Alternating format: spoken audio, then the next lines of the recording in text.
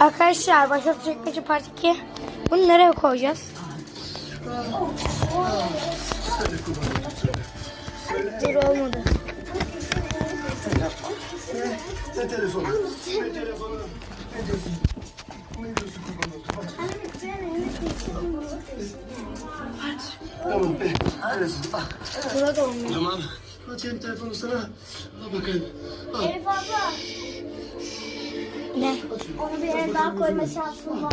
Ne diyorsun? Ne diyorsun artık? Oldu.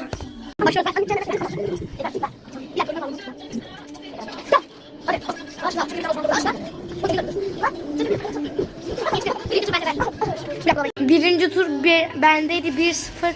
İkinci tura geçelim. Trabzon olayın arkası. Hadi. Bekle. Olaylar mı olur? Tamam. Baş. Tamam bekle baş. Başla. Seni bakalım. Tamam mısın? Şans. Sen de. Otur yok. Kazan. Otur yerine kazan. Ben yandım. Bugün şampiyonun bay.